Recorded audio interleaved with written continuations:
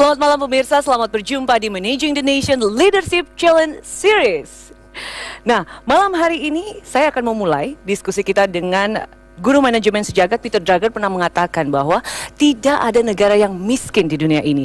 Yang ada hanyalah negara yang salah kelola atau mismanage. Nah, sementara itu, Begawan Manajemen Indonesia Tandri Abeng pernah menambahkan bahwa negara hanya akan sebaik pemimpinnya dan pemimpin hanya akan sebaik orang-orang yang dipilih dan diberdayakannya. Pak Tandri, kalau saya boleh bertanya ke Bapak, apakah Peter Drucker benar bahwa negara itu tidak ada yang miskin, hanya ada negara yang salah kelola atau mismanage? Saya kira kita bisa menengok pada negara-negara tetangga kita saja tidak punya sumber-sumber daya alam seperti Singapura, Jepang pun saya kira sedikit sekali, tapi mereka maju sekali. Nah, kita ini memiliki sumber-sumber daya alam yang berlimpah. Tapi masih banyak masyarakat kita yang miskin ya. Jadi apa yang dikatakan Peter Drucker, saya tambahkan bahwa memang hanya manajemen dan manajemen sajalah yang mampu menciptakan nilai tambah. Nilai tambah itulah yang menjadi kekayaan sebagai kemakmuran sebuah negara bangsa. Jadi betul dia Peter Drucker itu. Nah, malam ini kan kita bicara soal manajemen bongkar muat. Apa korelasinya dengan kemakmuran, Pak? Kok lucu ya?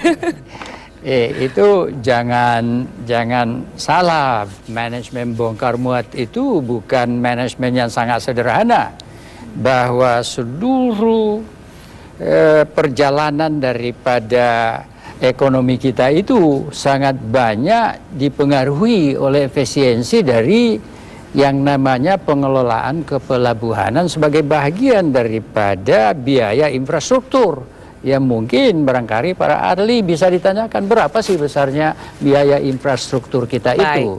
Baik. Ya, gitu. Nah, mungkin dari poin itu Pak Tandri dan juga pemirsa di rumah mungkin Anda masih kurang paham apa sih fungsinya Pelindo yang ternyata sudah berubah nama menjadi Indonesian Port Corporation atau IPC. Nah, untuk membuka wacana Anda, berikut kita simak liputan yang satu ini.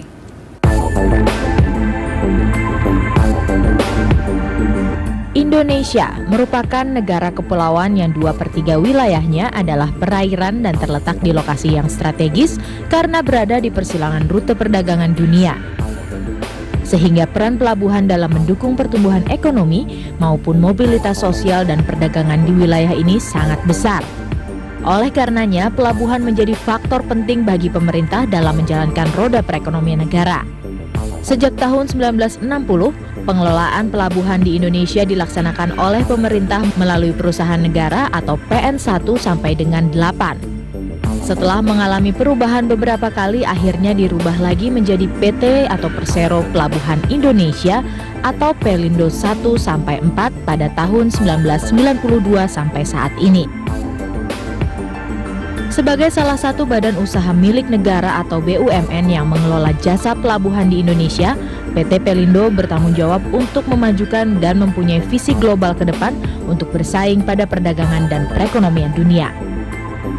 Tahun ini PT Pelabuhan Indonesia 2 Persero atau Pelindo 2 meluncurkan identitas korporasi baru sekaligus new branding yaitu Indonesia Port Corporation 2 atau IPC. Identitas korporasi baru ini mengukuhkan semangat baru Pelindo 2 dalam bertransformasi menjadi IPC. Perusahaan penyedia layanan pelabuhan di Indonesia yang lebih efisien dan modern dalam berbagai aspek operasinya guna mencapai tujuan menjadi operator pelabuhan berkelas dunia. Bagaimana strategi pengelolaan pelabuhan IPC ke depan?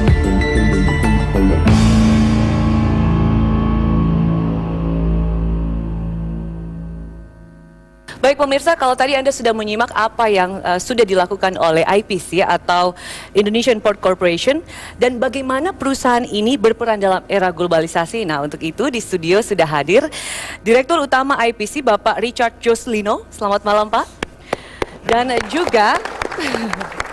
juga malam hari ini juga hadir pengamat ekonomi kita Prof. Didi Rahbini dan juga Profesor Dr. Ina Primiana. Benar ya, Prof? Namanya, beliau ini adalah Guru Besar Fakultas Ekonomi dan Bisnis Unpad.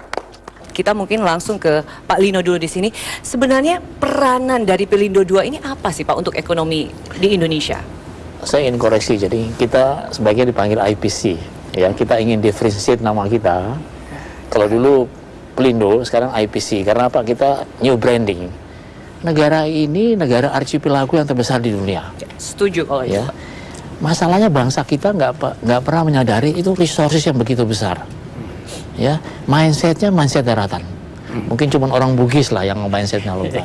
Lainnya orang daratan semua. Ya, jadi solusi yang dicari selalu solusi yang daratan, orientasinya daratan.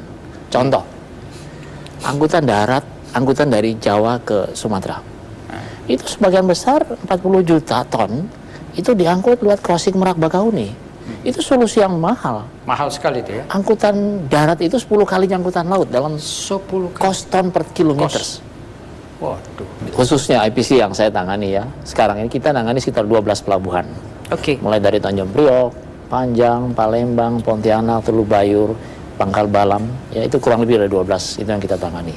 Tapi sekarang dengan undang-undang baru, bukan hanya di daerah situ, kita juga akan bikin di Sorong, bikin di Batam, bikin di Melabo, Sibolga, dan juga di Malahayati. Ya, jadi covernya sudah Indonesia. Artinya Anda bertugas untuk mengkoordinir distribusi barang di dalam dan di luar negeri. Begitu ya, Pak? Iya. Oke, dan kemudian Anda memiliki dua fungsi di sini. Ada fungsi komersil Anda sebagai BUMN dan juga fungsi layanan publik. Bagaimana Anda mensinergikan dua ini, fungsi ini? Yang ini yang kadang-kadang banyak orang lupain ya. IPC atau PT Pelabuhan Indonesia itu government owned company ya. Jadi yang mesti diutamakan mulai itu serve the nation. Bahwa kita ngambil profit, yes. Ya. Seperti saya baru dikasih tugas 2009. Saya bilang apa? Saya akan berusaha mempunyai kontribusi yang besar untuk menekan logistik cost di Indonesia. Itu tadi ya, menarik sekali. Tadi saya ingin juga elaborasi lagi bahwa karena kita terlalu banyak menggunakan transportasi darat, itu berdampak kepada biaya logistik kita tinggi sekali kan. Nah, Pak Didi, darat itu akibat laut macet, kebalik. Jadi darat itu sampai begini, APBN itu habis untuk memperbaiki darat yang ditimpa truk nggak karu-karuan ini. Karena di laut macet, pelabuhan maupun angkutannya. Nah, itu kan yang dikatakan Pak Lino tadi. Sehingga Kempraswil yang anggarannya 60 triliun nggak bisa bangun jalan apapun, hanya cuma 30 kilo, 100 kilo seluruh Indonesia. Itu akibat dari laut. Bagaimana solusi Anda untuk menekan biaya logistik itu? Bukan masalahnya. Sebenarnya kalau saya studi dua. Pertama karena kos di laut, di pelabuhan segala macam termasuk angkutannya paling mahal di dunia. Yang kedua ada kemungkinan kartel di dalam angkutan laut itu. Coba tanya Pak Lino, bagaimana kartel ini berfungsi? Saya nggak setuju kalau bilang kartel, karena sebenarnya angkutan laut itu banyak sekali perusahaan pelayan, beda dengan mungkin angkutan udara sebelum ada regulasi. Ya, betul. Nah, masalahnya kenapa jadi mahal? Itu problemnya di pelabuhan. Ya, bongkar muat pelabuhan itu begitu jelek. Ya, produktivitas begitu rendah. Sehingga kapal-kapal itu lebih lama di pelabuhan daripada berlayar. Ya, seperti contoh aja, katakan ke Belawan. Itu hanya 2 malam berlayar, 3 siang. Tapi sampai di sana nunggu 5 hari, 6 hari. Dapat dari dermaga 3 hari, 4 hari.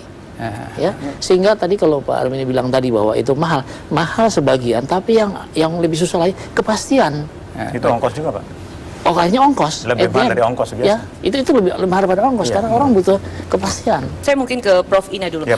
Apakah produktivitas yang sudah dijalankan oleh IPC saat ini itu memang benar-benar sudah meningkatkan produktivitas atau belum? Yang saya tahu itu kalau untuk peti kemas saja di sana bisa sehari itu hanya 40 sampai 50, bandingkan sama Singapura 2 kali lipat gitu ya. Jadi memang pada saat bongkar muat juga itu butuh waktunya juga lebih lama daripada di negara lain ya Pak ya. Misalnya gini, kalau misalnya ada yang mau masuk, kapal yang mau masuk gitu, biasanya mereka ada yang menggunakan apakah diinspeksi atau tidak gitu. Nah kalau di Singapura itu kalau tidak pakai inspeksi biasanya nggak sampai 1 hari, tapi kalau di Indonesia itu sampai 2 hari lebih. Nah kemudian apalagi kalau pakai inspeksi itu diperiksa semuanya itu bisa sampai lebih dari 5 hari, sementara di Singapura dan di Malaysia itu hanya 2 hari. Nah kemudian juga kalau kita bandingkan dengan di Hong Kong itu dia pelabuhan tersibuk sebetulnya. Dia jarang sekali manusia di sana karena nah itu juga hanya 40 menit. Semua begitu masuk, semua itu sudah terintegrasi secara sistem komputerisasi. Jadi memang produktivitas di sini kita masih ada infrastruktur. Produktivitas kan bersumber dari dua sebenarnya ya, yaitu manusianya dan peralatannya. Itu di IPC sekarang yang dominan di mana tuh? Nah, saya ingin share sedikit di sini ya. Mungkin ya, jadi kita benar produktivitas. Jadi sebagai contoh, kalau bapak-bapak atau ibu-ibu dulu datang ke Priok tahun 2009, itu macet di mana-mana. Dan 2008 itu hampir 70% dari barang kontainer yang Priok itu transhipment di Singapura, Tanjung Pelepas sama Portland. Hampir 70%. Ya. Dan kegiatan kita itu konsultasi pada hari Jumat, Sabtu, Minggu. Itu 65% dari kegiatan di hari itu. Yang 4 harinya lagi hanya 35%. Karena ngejar mother vessel di Singapura, Tanjung Pelepas sama Portland. Ya. Nah, saya beresin produktivitas Pak. Itu bisa kelihatan dari begini. Tahun 2011 itu GICT terminal kita Pak. Itu menjadi the best container terminal di Asia untuk volume di bawah 4 juta. Untuk apa? Untuk volume di bawah 4 juta TEU. Ya.